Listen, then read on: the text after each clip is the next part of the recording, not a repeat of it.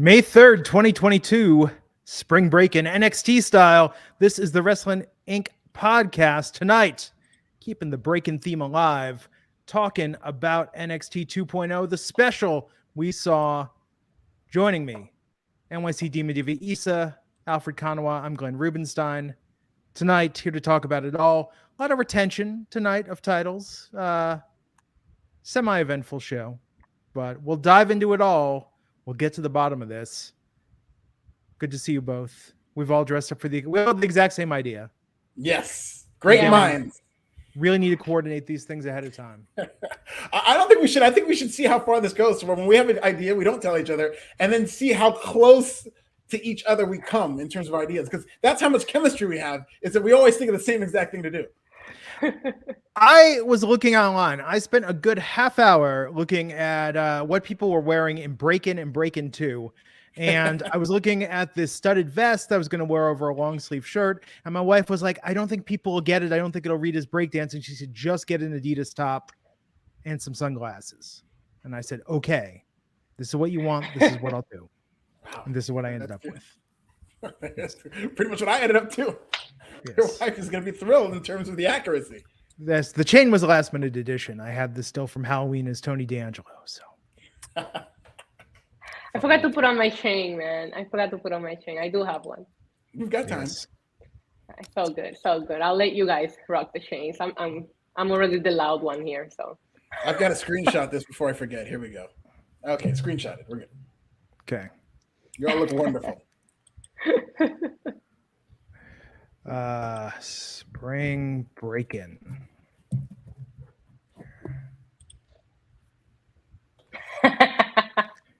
Hey. Oh, yes. So, okay. Before we get into the NXT and the 2.0, I'll get the reflection in the glasses. That's not going to be annoying or anything. Taking these down a little bit. Okay, let's talk about the news. Let's talk about the news. Kind of a semi-eventful news day, if I was to be honest. First off, possible location for the 2023 WWE Royal Rumble. Looks like it's going to be happening in San Antonio, Texas. The Alamo Dome, where Randy Orton won the Royal Rumble in 2017, and one of my favorite Royal Rumbles in 1997 when Austin stole the Royal Rumble. So it looks like we're looking at the Alamo Dome for the Royal Rumble in 2023. This is news because I've never been to a Royal Rumble live. I think this is going to be my first one. Texas is I've fallen in love with Texas just doing stand-up out there, and it's just such a fun state. Mostly Austin, but San Antonio, I hear good things. And the Alamo Dome, San Antonio. Are you excited about that, Issa? no, because I already been there and done that. I want them to go to like somewhere else, and the Alamo Dome is such a dinosaur of a freaking arena. Prepare for your phone to not work at all. But listen, they like Texas, and Texas is a good crowd, and if they sell there, why not? Royal Rumble, I'm telling you, I think that would be more fun to go do live than WrestleMania. Oh, it is. Oh, yeah. I think I go back and forth with this, but I do think that Royal Rumble is my favorite pay-per-view. But like, it's just such a fun atmosphere in terms, it seems like it'd be fun to count down and see who's going to be the surprise entrance. And I've never experienced that live. It's one of the big wrestling events that I've never been to. That's on my bucket list, and I have to go. And I think this is going to be the year. You know what else is close to Texas though is that Kansas. Those tornadoes in Kansas, I hear, it's very close. So we'll see. No guarantee as to whether or not Roman Reigns is going to be at that Royal Rumble, because in June, our guy Anthony Y is going to be running through Kansas. I believe it's June 13th, but he can correct us, I'm sure. It should be a fun show. Royal Rumble. Okay, you know what? Before we move on to the next story, because we only have one more, who do you guys early Royal Rumble favorites to win? Starting with Glenn. Who's your early Royal Rumble favorite today? If you had to pick somebody. I was thinking about this today. I think the New York Post had a story saying Roman Reigns' biggest problem for career to solidify his career as a legend is the lack of a real historic opponent, right? Every great champion has had great opponents, and Brock was good. I think Braun Strowman comes back if he doesn't tarnish his image enough with Control Your Narrative, because I feel like Braun should have been Roman's great opponent. I feel like that feud got off to a hot start. I think Braun could be the guy. Issa, you look like you disagree. Go ahead. Issa, give me the gas face. Glenn, what are you on? No. Who's Roman's great opponent, his career-defining opponent? Seth Rollins. Really? Ooh. They look Would so that I be mean, second? Roman has still not to beat Seth Rollins. So I mean that could be an excellent Royal Rumble winner. I mean, he's hot right now. Everything that he's doing with this gimmick is excellent, and he gets on Roman Reigns' brain every single time they go at it. So I'm gonna say Seth Rollins is a better career-defining opponent for Roman. Roman beating Seth is gonna be a big deal. I think, and that's your WrestleMania 38 main event is Roman versus Seth. Yeah, they could have main evented this WrestleMania with what they did at the Rumble. Freaking Seth coming out to that Shield music with the Shield gear, like, yo, that was insane. That was absolutely insane. And when I saw it, I was like, yo, this could have been a WrestleMania feud if you really would have let it go on. But they picked Seth so randomly because they didn't have an opponent for Roman at the time. I think Cody Rhodes, depending on what happens with Money in the Bank, and if The Rock doesn't pan out, I think Cody Rhodes will be an excellent Royal Rumble winner as well. Yeah, I actually think Cody Rhodes will be champion by then. So my pick to win the 2023 Royal Rumble is Roman Reigns. I do think Roman Reigns, especially if they only have one title, is going to win that Royal Rumble. And I don't know if it's going to be a backup plan to The Rock or whatnot, but I think they could do Roman and Cody at WrestleMania to run it back from SummerSlam or whatnot. But I do see Roman Reigns winning that Royal Rumble because I don't think he's going to have the title by then. And I think he's only won once. He won that one time in Philly, and then he made a bunch of Final Fours and Final Twos, like historically. And so he's due for another one. And I think Roman Reigns wins this 2023. Let's you argue with that, Issa. I mean, he's not going to win because he's going to be champion. Going to be champion. Oh, yeah, we see. That's the thing. I will say this. That's what I'm very intrigued by in terms of the directions they can go. Can Drew McIntyre win it when they're in Europe? Can Cody win it at SummerSlam? Is Roman going to be champion of the year? The fact that there is that type of uncertainty, I think, helps Roman Reigns because for a little bit, it was getting a little monotonous, but I like all the possibilities that we can see with that world title. And we got to see what happens with Money in the Bank. Who wins the briefcase? Yes. Are they going? There's a lot. The field right now for both the men and the women's Money in the Bank winner is insane. If you really think about all the talented people that don't have a title right now, so I'm excited for these pay-per-views that give the opportunity to somebody that you're not expecting to come in and kind of like take advantage of it. Yeah, and I will be in Vegas for Money in the Bank. Come say hi, everybody. Nice. Hey, is this when we're gonna do our bonding activities? The three of us. Let's see how the next 2 months go. Yeah, I'll be sleeping at Glenn's house. He doesn't know it yet, but I will be. Oh yeah. Our last story tonight. Oh no, go ahead. CJ Hennessy, $1.99 super chat saying, Issa, loving the together love on your story today. Yes, I already know what that's referring to. Hey, together, love it. Yes. Our final story is AEW. Looks like they are developing a TV series. It sounds like a reality series, kind of taking off of Road to the Top, which obviously ended after Cody Rhodes left to go to WWE. So this sounds like it's going to be the replacement.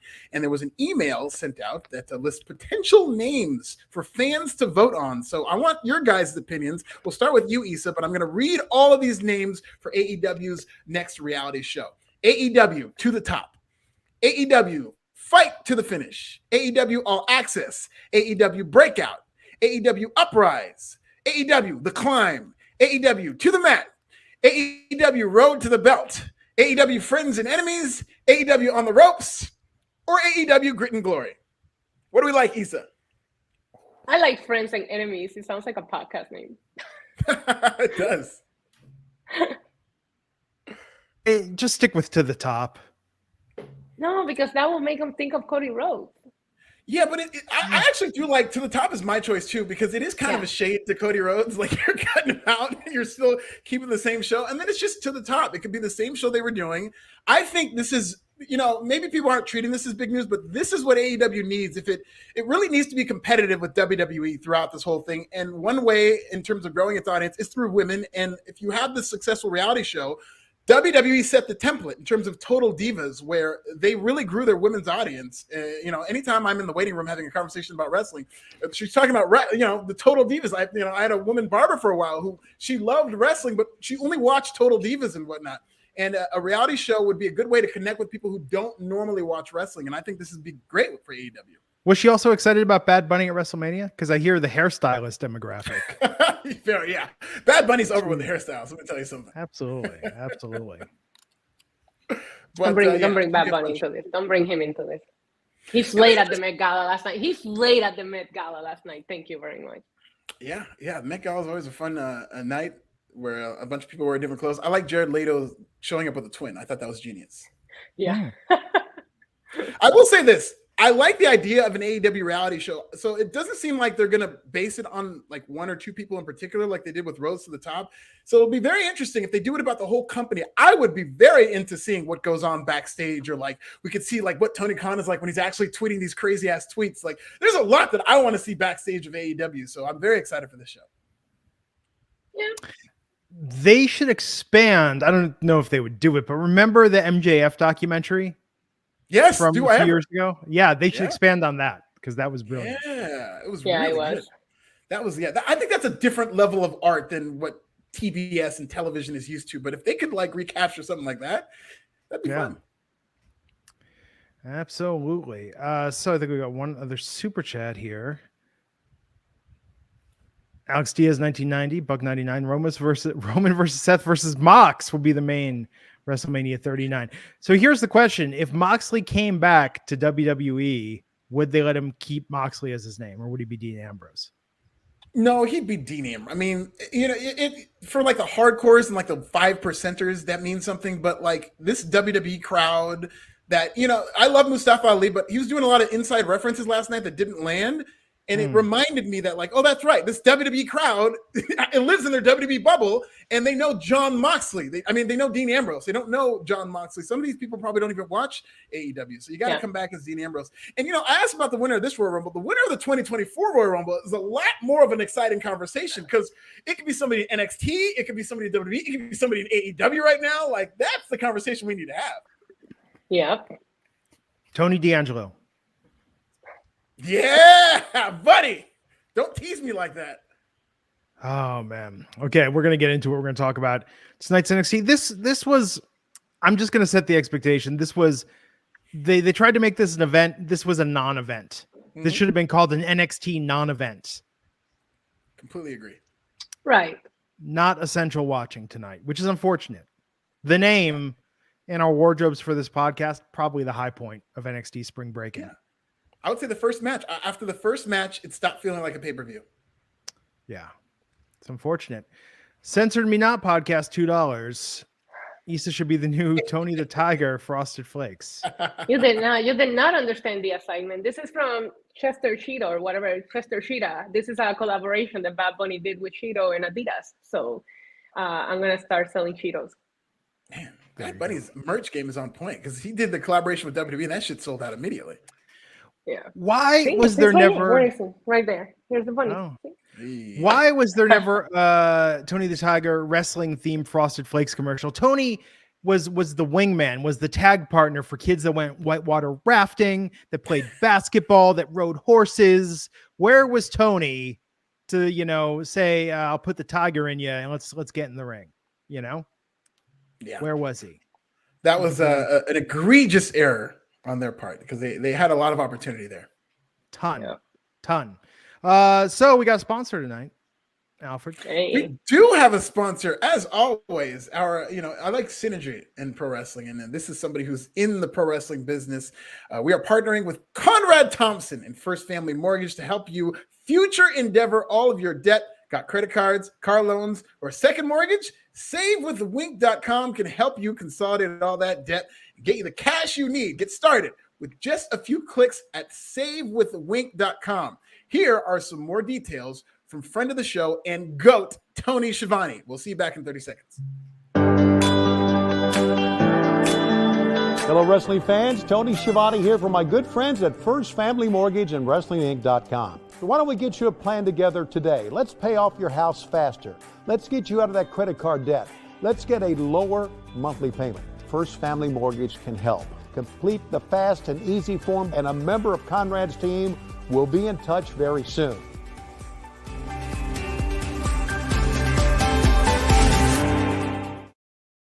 That's right. Get rid of your debt. Go to SaveWithWink.com. I know it's tempting. I know Tony D'Angelo is offering very attractive juice on short-term loans. Do not go to Tony D'Angelo. Instead, go to SaveWithWink.com, and we appreciate them for sponsoring the Wrestling Inc. podcast. We won't judge you if you do go to Tony D'Angelo, though. Please let us know if you do. Oh man. So NXT Spring Breakin. I should have just watched Breakin' 2 Electric Boogaloo. Yeah. That had Jean-Claude Van Damme, that had Ice-T in like a mesh shirt. Lots to love about that film. This should have been a podcast of us reviewing that movie with no warning to anybody. No advance warning. We just go into it. Have you seen Breakin' 2? I saw it a long time ago, so I don't remember too much about it, but I remember enough. Issa? It's been a while. The first one, you don't really need to watch. The first one is like a tighter movie, but not as good. The second one, I went online and I said, I'm going to see if I can find the script and buy the script. And it occurred to me, there was no script for this movie. Of course It's not. just dance number after dance number, and they're trying to save the community center. The script is like a bunch of brackets, like, okay, dance number. Yes. Break dancing for 20 minutes. Did you know Boogaloo Shrimp, when he did the dance number in the spinning room, same room they used in Nightmare on Elm Street for the spinning room? They just redressed it. Look at that. Yeah. The more you know. So let's talk about Spring Breakin'. I'm just going to keep saying it that way.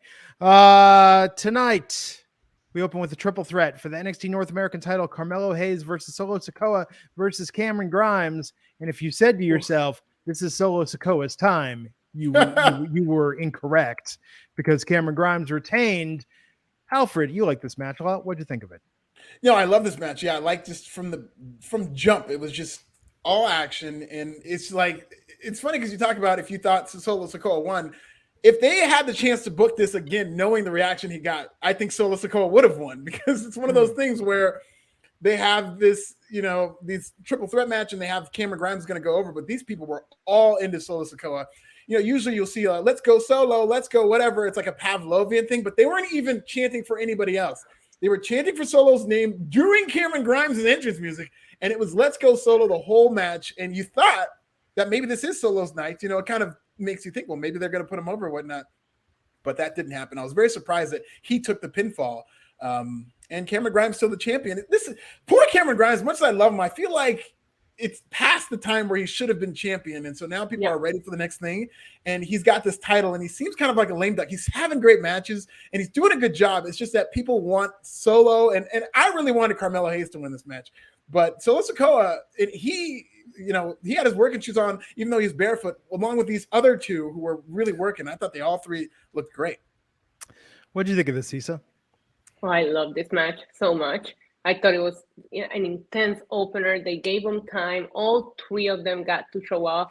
The crowd reaction for Solo was great. I feel like you should have just at me when you said that, because I did say this was going to be Solo's time, and I was very wrong. But it doesn't matter. At one point, halfway through this match, I was like, any of them could win right now, and it will be okay, because that's how great they ended up looking. Carmelo Hayes, man, he's a star. We need to move him on to something bigger than this at this point. Yeah. He looked incredible. I was so happy with this opener. I thought it was excellent, but way better than what I anticipated. And I thought it was going to be a great match, but they delivered. Yeah. I mean, this was a takeover quality match. A lot of good spots in this. Very exciting. I just feel sometimes if they don't do if they don't do title changes, like to just build to such a big crescendo and then have it be, okay, the champion retains. It's just a little lackluster.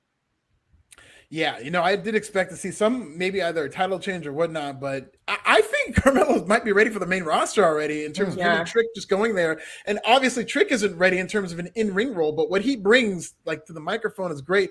And I think they should repurpose his A champion gimmick. If he has the IC title or the US title, and he does this A champion thing where he says, this is the world championship, that could help, because it really did help that NXT North American title come off as a bigger title, and him doing that with one of these main roster secondary titles that they always treat like an afterthought, I think would really help it if they, invested in the way that they did in NXT, which is always a big if. Yeah, we'll see.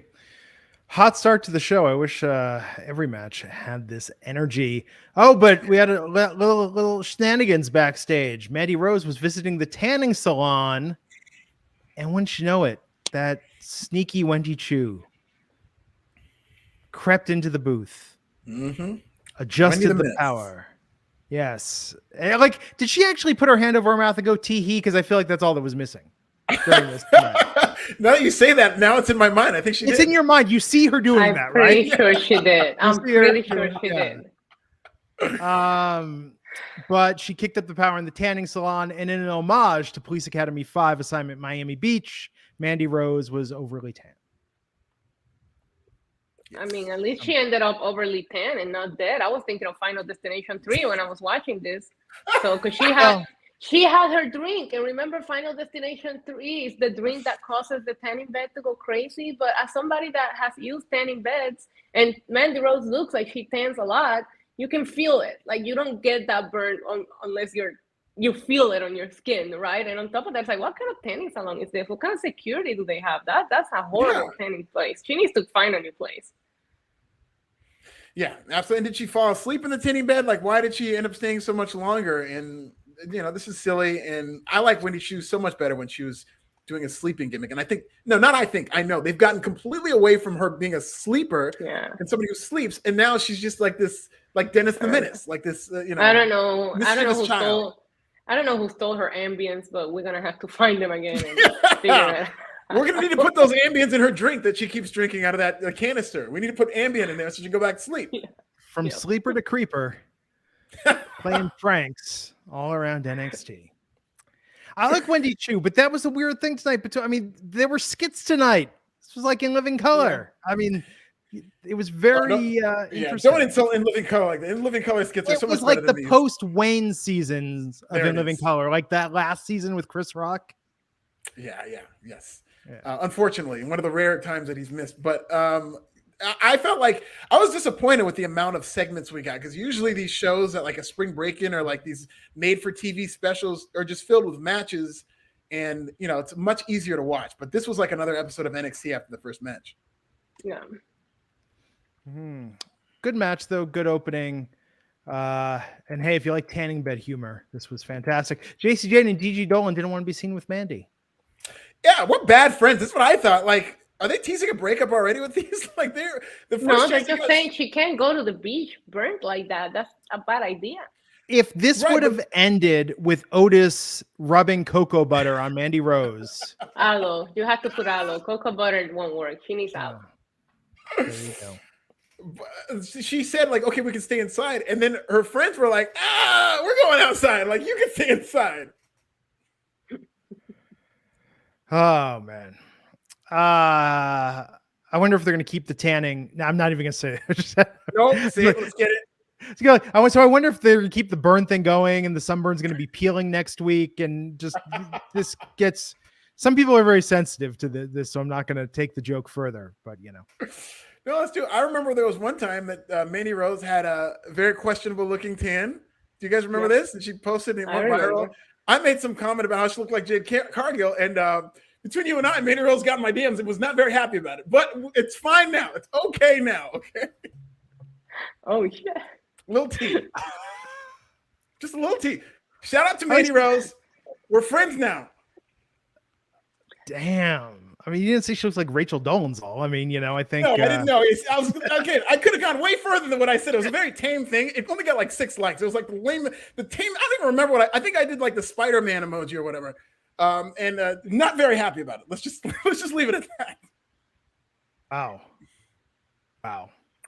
Anyhow, shout out to Mandy Rose, still the champion. Still like our champion there in NXT.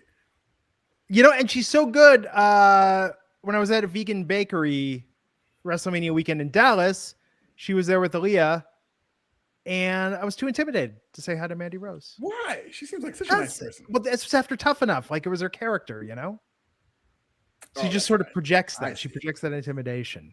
But she was there with Aaliyah getting vegan baked goods and smoothies. So Grayson Waller, by the way, this conversation we just had, more interesting than Grayson Waller versus Nathan Frazer. Oh, yeah. I'll say. It just popped in my head. I shouldn't have said that, but whatever. I share my life with the streets. What do you want from me? Wow. We did see backstage Indy Hartwell and Duke Hudson. That's weird. No, it's not. I told you they were going to get together. Did I not tell you? I called them. 100%. Yeah. I mean, it's with the other two being gone. I mean, if you're going to continue the storyline, you've got to kind of, and this is, again, kind of that swinger vibe that they were putting out there earlier, just in a different way. It's like a bad movie of the week where there were couples who were friends and then they each lost their significant other, like in, an automobile accident. So they started dating. That's one way to get sympathy on them dating. I think they need to move away from this entirely. Like, this is done, but apparently they're going to move forward and whatever. Maybe it'll work. Maybe. But let's talk about Grayson Waller versus Nathan Frazer. Issa, match of the year? No. No, Brad was into it. They were chanting for Frazer. Yeah, they were, but I wasn't invested here. Maybe I just need to learn a little bit more about Frazer. And I know he's from NXT UK, but they need to stop assuming that we all watch NXT UK, right? Also, by the way, you forgot to talk about the incredible video opening with the close-ups of Pretty Deadly's asses. I was like, we're gonna open the show with it took me a minute to realize whose ass we were looking at, but I thought it was genius. Anyways, back to this. See, everything is more interesting than this match. I wish I was more invested into this debut matches. But when you look at someone look at A-Kid, where is he now? We became invested, he won his first match, then he lost, then we don't see him. So it's very hard to become invested into these matches. And Grayson Waller, I remember him beating Gargano out of NXT. I just thought they'd be doing more with him, and he just has felt so whatever, like in the middle of the card somewhere always. So I don't know. It was a decent match though, and Chase U came through. The finish was the most ridiculous thing I ever seen. Now that I remember Chase U and the whole air horn thing, like why did Grayson Waller get scared to death? Like, does he have PTSD? Did something happen to him as a child that he hates air horns? Like, I need to know. Well, clearly HBK and NXT Creative are big fans of the Rodney Dangerfield film Back to School, both with Chase's character and using the air horn as a distraction for the hero to win the final meet. Yeah, let's call back to that. I will say I was impressed by Frazer's promo, and they don't pronounce it Frazier, they say Frazer. I mean, everybody was saying that, which is a weird way to pronounce that, but I liked his promo. I felt like, again, wrestling business has just an excess of people of Frazier's prototype. So I couldn't care less when he came out. Oh, wow. Yeah. Another guy who just flies around. Who cares? But his promo was good. And he kind of spoke to me in terms of having charisma. And that's what I'm going to care about. So if he's just like another wrestler wrestling for the sake of wrestling, I could care less. Well, and they have to say Frazer because when they shorten his name, they can't have him be called Frazier. I mean, that would be a hell of a gimmick for a wrestler, but people would be very disappointed. Yeah, you can have the dog Eddie with him, and you can have his dad come out. Yeah, it'd be really snobby. Yeah, trying to psychoanalyze people. That's a solid gimmick. A lot of jokes that are like really wordy and go over people's heads, but very smart. Like it's a rhythm of a joke. Like I'm gonna laugh so people don't think I'm dumb, but I'll roll with it. It'll be good. So Tornado Anthony Y, $1.99 super chat. Yeah, let's the go. Member of Imperium. Tornado rules. Glenn, you're the newest member of Imperium. Whoa! Did Anthony Y just induct Glenn into that tornado energy? Are you going to be in Kansas? Let's go together, Glenn. We'll go to Kansas Raw. I believe it's June 13th, and we'll go together and support Anthony Y. Let's do this. Steve Marcuccioli, $1.99, saying bigger impact in WWE someday. Wardlow, or MJF? That's a great question. Where's Anthony Y on that list? I refuse to answer that question without the appropriate. Okay, so Anthony Y 1, and then number 2, I'll say MJF 2, which speaks to MJF and the way he talks and just he's a full package, and then Wardlow. But I don't think it's that far apart between Anthony Y, Wardlow, and MJF. I think it's splitting hairs. I think all three are going to be huge stars in WWE. I think Wardlow has the look that WWE goes for more, where with MJF, it's a matter of whether you're going to let him do his thing or are you going to water him down. You're going to water him down, then it's going to be Wardlow, because Wardlow looks like a WWE superstar. It's what Vince McMahon jizzes in his pants about. So Fallon Henry owns a horse. Alfred, horses. They're horrible people. Alfred, is that a red flag for you when you're dating and you meet someone and they're like, I'm really into horseback riding? Is that a red flag, and why? It depends on what kind of. No, never mind. It's a red flag. Let's just say yes, it's a red flag. I have known, and I wish I could say that I've known any men who have done this. I have known 3 women who have gotten into massive debt because it was their dream to own a horse. They bought a horse, they boarded the horse, and the saddest day of their life was when they had to get rid of their horse. And that's all I could think of during this. And I had long discussion with my wife about women I used to date while watching this promo. So the horse takes precedent over you. So the horse becomes the person in the woman's life. For me, it's just kind of like, look, if you come from a ranch family, more power to you. If you're a family of cowboys and a rodeo people, I understand. We probably don't have a lot in common, but I respect your decision. But I'm just saying, like, if you work like a job, if you're like, like a vice president of marketing, and you say, I've always wanted a horse, I'm going to buy a horse. That is a financial commitment. Yeah. Not attainable for us regular folk. Very expensive. Also, horses are not trustworthy. They're horrible. They're terrible people. Let's be real. You can't even look at them in the eyes. The horses are terrible people. Horses are terrible people. Confirmed. I agree. There's been independent studies that confirm that horses are terrible people. Also, horses. Oh, it's true. What happened to horse races, and why in my 46 years on Earth has no one ever given me a hot tip about someone trying to handicap a horse race to place a large wager on? I thought growing up that was going to happen. My dad bets on him every week, and I always make my picks based on the horse name. And one time I won him some money. I won the Kentucky Derby is this weekend, and I remember when I won $1,400 on a $50 bet. Doing a trifecta on the Kentucky Derby, and I will be betting this weekend as well. So, horses, it's almost kismet that the Kentucky Derby is this weekend, and we're talking about horses. So everybody, isn't it amazing that horses can make some people so much money and take so much money away from people too? I'm telling you, not trustworthy. Absolutely right. Horse giveth, horse taketh away. So Issa, because your father bets on so many horse races, does he know any like handicappers or jockeys, any like hot tips for fixed races or anything we can get in on?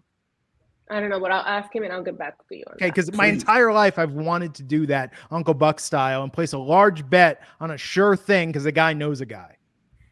Okay. On the Friday show, we need at least a couple of minutes to talk about the best horses that could win the Kentucky Derby, because I will be betting. Oh my God, what if there's a name? Okay, here's the deal. If there's a name that's even vaguely reminiscent of NXT 2.0, that's a sign from the gods that that's the horse we bet on. Brian Ray's getting dark with this thing. Look what happened to Christopher Reeve and Ricardo Montalban due to horses. Holy shit. Lord, man, we need to go there. I'm telling you, horses are not trustworthy. When the world ends, I guarantee you horses are going to be involved somehow. I'm telling you right now. And by the way, also, I have known men, not with horses, but I've known men who have bought cars that were their quote unquote dream car that they bought like in their 20s that they couldn't afford and also had to get rid of because they couldn't afford their dream and it sat in them. So I just want to say, like, different people have those unattainable dreams that perhaps are unattainable for a reason. We try and accomplish them. We get in debt and then we spend our 30s paying that off entirely or declaring bankruptcy. That's why you don't have dreams, folks. Or horses. But Fallon Henry rides horses. Fallon Henley rides horses. And it was a farm. I'm assuming it's her farm. She's from a small town. Yeah, they really I guess it's kind of on brand for the rest of that stable, right? Yes. No pun intended. Yes. Yeah, there you go. And her family had to sell their bar to keep the farm. She said there's no escape like riding a horse. Maybe she escaped that small town riding a horse. I could see it. What kind of steal horses anymore? Because in the Westerns, horse thief is like the most despicable thing. Red Dead Redemption, you play that, you steal a horse, you're going to get shot. Oh, yeah. As you should. So this discussion more interesting than Fallon Henry's promo segment. Battle del Fantasma and Tony D'Angelo, along with Tony Two Dimes Donovan, Troy Two Dimes, pardon me, Donovan, and Chase Stacks Lorenzo and AJ Galante. Oh, good Lord. Issa, what'd you think of this segment? My stream froze in the middle of this segment, so I actually didn't get to watch the final conversation that they had. So I was Tell me what you imagine it was. Tell me what you imagine the promo was. I want to hear, like, theater of the mind, what Issa thinks this segment was. Okay, perfect. So I would imagine that Tony D'Angelo pulled out a dead fish, threw it in the middle of the table, and said, "You messed with the wrong guy." Then they pulled out some knives, and then they just went at it. I wish that would have happened. Yeah, I mean, dude, that's way better than what actually happened. I heard somebody got roofied on my chat. What show are they watching? I don't know, but they said somebody put something on somebody's drink. I don't know. I try to get the chat to let me know what happened so that I could, talk about it. That's what I was told, that somebody got roofied. They talked about there being enough pie for Tony D and the Legatos. It was not literal pie, though, so that disappointed me because I haven't had a carb in 10 days, and I would just like to watch people eat pie. That would bring me joy. But here's the thing, man. I said this before. I watched Better Call Saul, Good Girls, and the last half of Ozark. I watched the series about the making of The Godfather. I feel like I've had nothing but cartels and mafia for the last week or so. And how does NXT manage to make that boring when every other show can spin gold out of those stories? Yeah.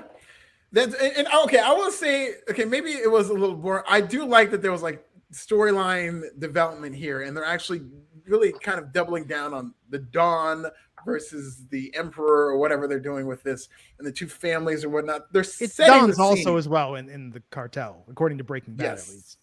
Yes. Although, you know what's They're really spinning- funny? There's oh god, I should look up the name of the winery. There's a famous Sonoma winery. I think like Giovanni, was it Sonoma Winery?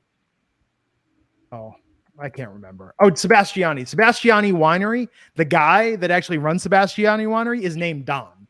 And so when everyone's like, "Oh, Don Sebastiani was in here earlier," and I'm like, "Wait, like he's like the head of the empire? Or his name's Don?" It's like is that an Italian thing? Like, I'm going to name my kid Don. It carries a lot of power. I love that he goes by Don, because I'm sure his name was like Donald, or like there's a longer version, but it's like, no, this is Don. Don Sebastiani. Yeah. I just should go up to him and kiss his ring next time I'm in Sonoma. Offer to do his family a favor. No, they were just talking what's best for business, whatever.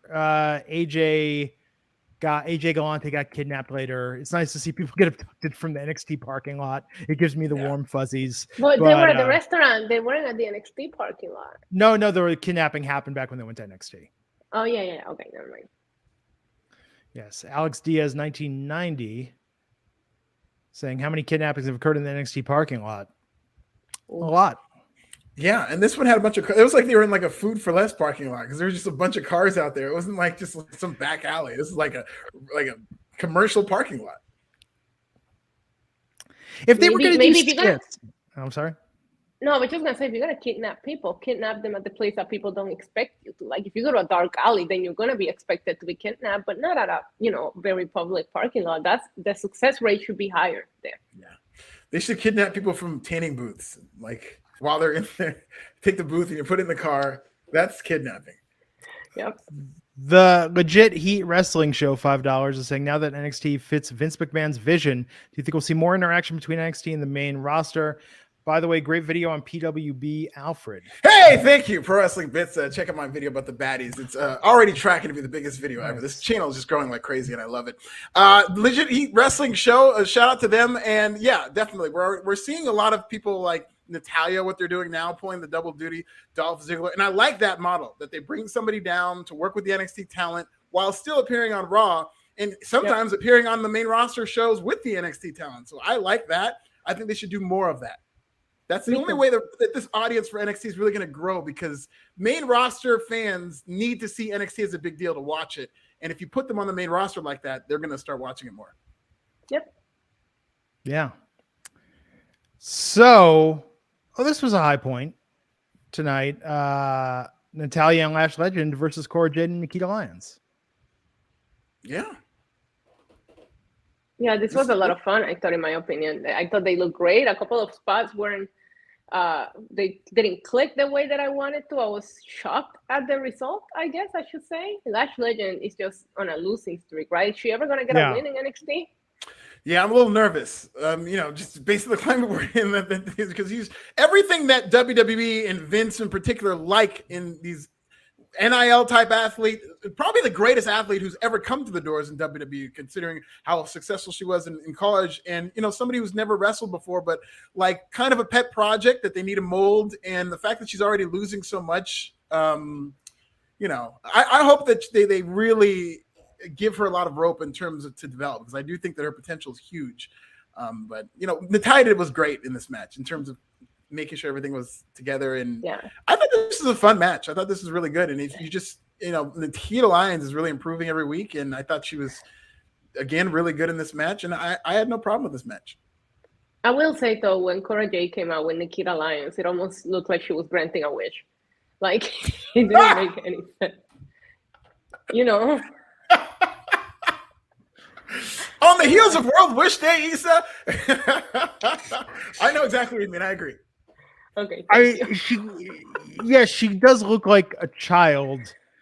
I will say at times they have treated her that way with some of the promos. But yes, I understand your point. No, they really have. That's her character is like, oh my God. So, and they've kind of corrected that now that she's at odds with Natalya, but that's really the character, is that she's just kind of happy to be here. Always wanted to be a big WWE superstar, and they're not doing a good job projecting her. You can still come off like a star and have like, I was a fan of you, but they've gone completely fangirl with her. Yeah. Nikita looked great. Cora looked good. Yeah. Time in the ring with Natalya. Lash needs to get some wins, but I'm already starting to worry about Nikita on the main roster of how this goes. If they can maintain. Yeah. I mean, how are they gonna maintain it? How do you think it's gonna work? Do you put her in for a title? What do you do? What do you do with her? It just depends. I mean, I'm looking at Raquel and what they're doing with Raquel Rodriguez, and it seems like, we're going to have to give it a couple more weeks because WWE has ADD when it comes to a lot of new people. So who knows? But they, so far, so good. I mean, it is a little bit different than what she was in NXT, but they're clearly putting her over, and hopefully they stick with this. But I think Nikita Lyons is somebody who would have a real chance because she's so different. She's just so different from everything. Like, even Raquel Rodriguez is different, but I think Nikita, from body type to like the air that she projects in, like, she's so different from everything they have on that main roster that I think she would, even if they didn't have plans for her, I think she'd stand out and get over immediately. Plus, she's dipping into that black culture, which that's crack when it comes to being mainstream and getting people into you and looking cool. And she's doing a good job of that. Yeah, I personally would keep her in NXT a little bit longer. Maybe give her a title run in NXT. Maybe debut her at a Rumble, see how people react to her in the main roster, and then just bring her up properly. But I can see her having a really good dominating title run in NXT before they think about bringing her up. But at the same time, when Vince likes someone, But they need to keep her like a Stone Cold type, like anti-hero face. The problem with Ray came up to the main roster, like in that WrestleMania match, like that was just terrible. Where they just made her like white meat babyface. Yeah. Right. No, I agree. I mean, just keeping her the way she is. But I mean, again, to go back to Raquel, like they're having her smile through everything. So they want her to be a babyface. She's going to be out there smiling and doing the splits and smiling. But that's how WWE likes to do. Allison Tuckwab 999 saying, when is the pay-per-view WWE pay-per-view? I like that we got a good player. The plays are like Dante. His plays are like Dante Adams, but he has no Dante Adams. Wait, what? I'm sorry, Allison. The WWE pay-per-view is this Sunday. I know that. I don't think I've been asked to cover it. So I'm out for this Sunday. I was thinking about it and I'm like, no, I don't want to cover Dante Adams. Do you mean the guy from not Dante? What's his name? No, what's Devontae Adams from the Green Bay Packers? That's what I was thinking. Devontae Adams from the Green Bay Packers. He's at the Raiders.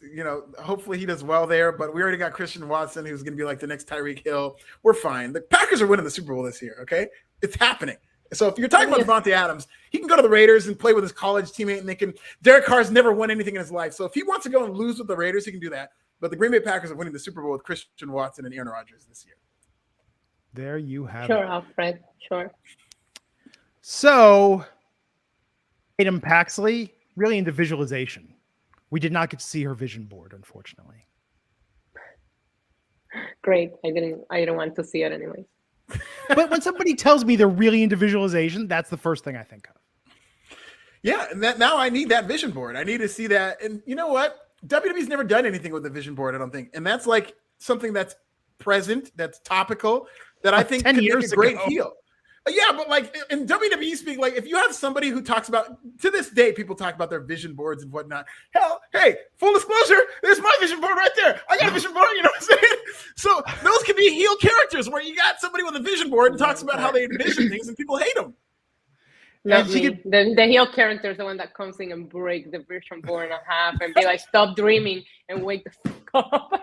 You see? That's how you book it. But Tatum, I mean, it looked tough. I mean, her powerlifting looks great. I think she's got a good shot in this tournament. Yeah, her quads are unbelievable in terms of like, that's how you know she's a real powerlifter. Just, I mean, they're like two of my arms. It's just what's funny about these promos, and I want to say this is almost a little sexist on WWE or NXT's creative part.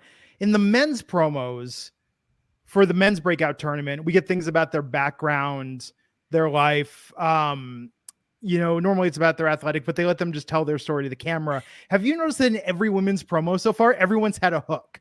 I'm a beauty queen. I'm an executive. It's very glow. And it's like someone in creative said, you need one thing for people to remember about you. Yeah, that's, you know what? I'm glad you said that because there's been something off about all of these to me and we were talking about it a little bit last week that I was just like, I don't like the presentation. That's it. That's the thing that I don't like is that everybody's got this occupation. It seems very fake and very like, I mean, I know we're dressed like it's the 80s, but it's like 80s wrestling. Yeah. I mean, if that's what they think it takes to get over, but I don't know. Stands out a little bit. So a couple super chats. Dream Realm Studios. Issa's cosplay makes me crave a bag of Cheetos. We need Cheetos to sponsor us now. You know? Let's do it. Terry Allen Jr. I don't know. An autism wrestler will be inspiring. Are you referring to someone in particular? Like a gimmick, I guess. Like, that would be somebody I would hope. You know what I mean? So. Genuinely. Not a gimmick, but like somebody legitimately. I didn't mean like a gimmick. No, like that's who they are and it's part of their character. I guess I should have said. No, you're right. No, I mean, but let me be like super real for a second. I am actually surprised we haven't had a neurodivergent wrestler who told that as part of their story. Like, I think that would be very inspiring. Yeah, I think that'd be unbelievable. I think, you know, if that's part of somebody's story, that's, again, you know, it's one of those things where you could always connect with a different group of people. And at the same time, it's not even just that. Anybody of any dereliction would get behind something like that if they were able to really. But, you know, in terms of like somebody who doesn't have autism playing an autism person, like that is a bad idea. Eugene did that. And like, you know what I mean? And they didn't really say it, but I thought Eugene, if you go back and look at Eugene got really over. And they did do it in a way that kind of made fun of people who are special, but he was not like all the way at punchline. He beat Triple H. Like, he was actually an inspirational type character. And to take that a step further, you could have somebody who actually has autism as a wrestler. I'd love that. That'd be interesting. I mean, WWE has talked a lot about different forms of being more inclusive. Remember like 5 years ago or so, I mean, there was a quote from Stephanie that was saying like, oh, we're going to have perhaps like a non-binary or more gender fluid or, you know, something. And I just worry sometimes that WWE is not going to be able to. NXT, I think, could have, but I worry that anything with the main roster will not treat something with, I don't even want to say sensitivity. I'm just going to say respect. Yeah. You know? Yeah. And I was listening to this interview with the Breakfast Club. This guy who's like an artist, he's talking about how much he said he loved Japanese entertainment more than like American, because, and this isn't just WWE, it's American, because he says if you watch Japanese entertainment, whether it's anime or whatever, they've got gay characters, they've got you know, autistic characters, but they just happen to be that. They're not making a big deal about it. My fear would be that this is the autistic guy. Everybody's autistic, and every promo is about being autistic, and it's autism instead of making this person an included member of the WWE roster who just happens to be autistic. That's the art form that I think WWE would get wrong if they had an autistic character, unfortunately. No, I agree. James Adams, $1.99, saying instead of Run DMC, it's Run GIA for Lisa Alfred. There you go. I like that. And Ryan Ramirez, $1.99, saying this is the dream team. Truly love you guys. Thanks. Hell yeah. We the ones. Yes. So tonight, the Creed brothers were visited by the ghost of main roster future as the Viking Raiders made their return to NXT in the ring against the Creed brothers. Creed brothers without a manager this week. No Malcolm Bivens.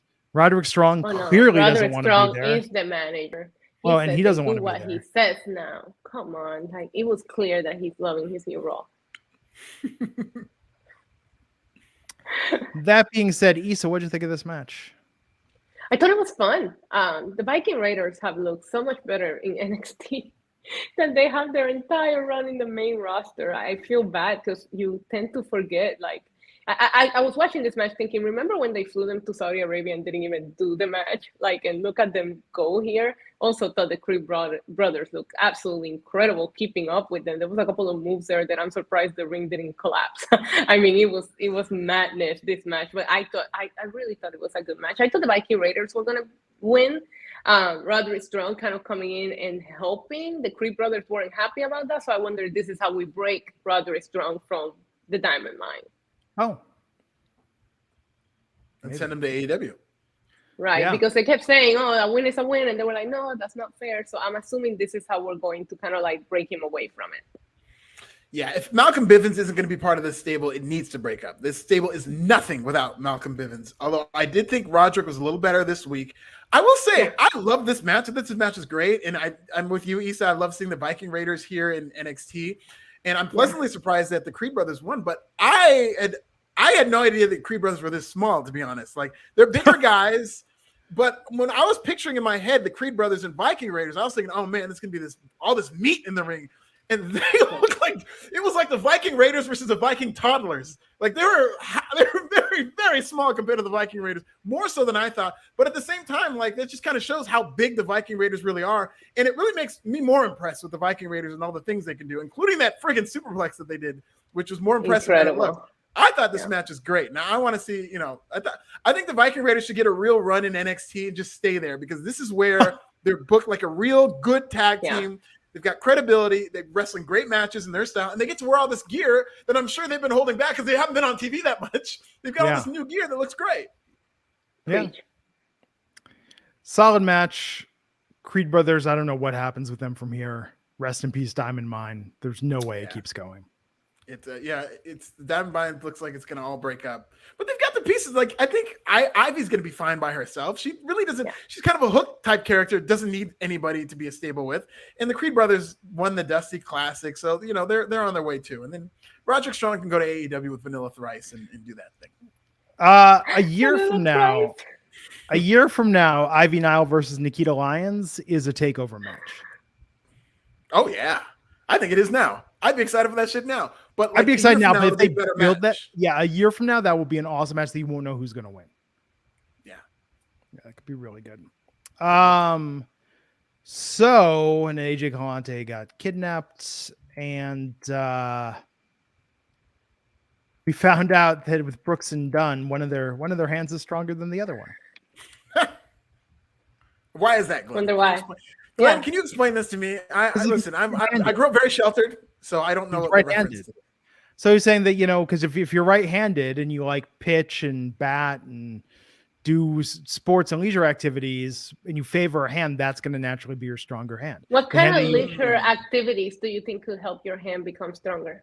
Like squeezing one of those rubber balls, just like repetitive motions with your hand, like writing or using scissors.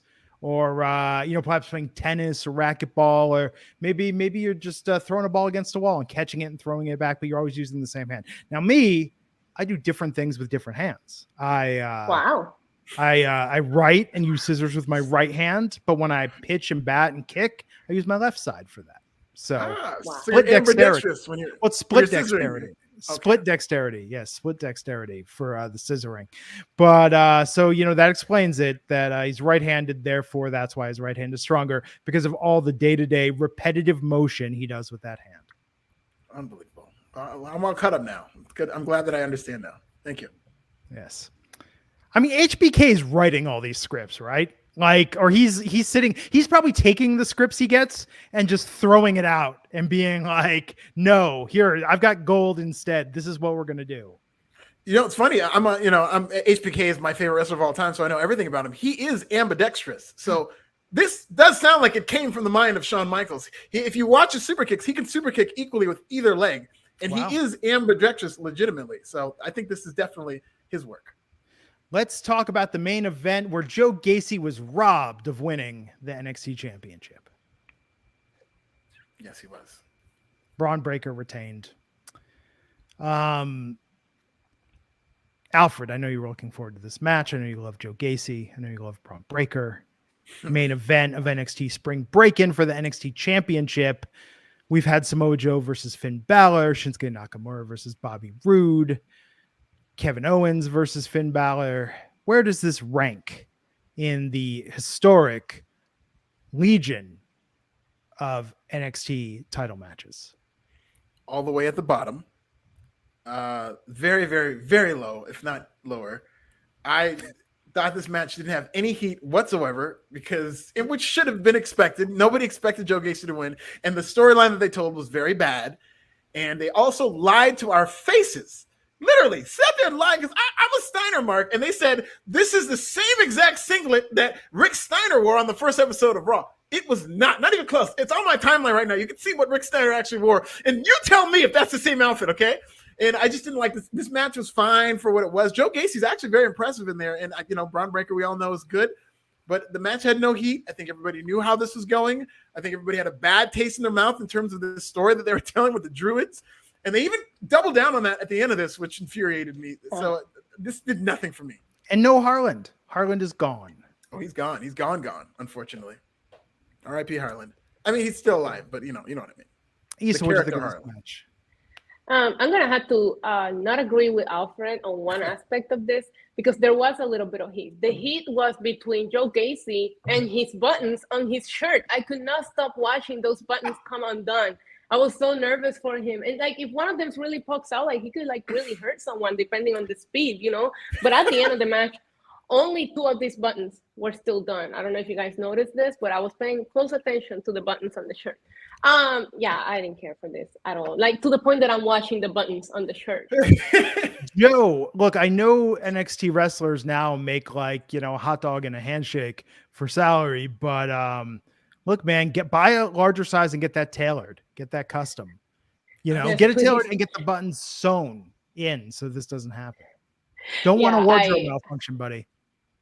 I hated this match. I hated this feud. I hated the ending because it makes me feel like it's not done. And all I kept thinking is let this match get it over with and let's move Braun Breaker on to something else. And I don't know if that ending signifies that this is not over yet.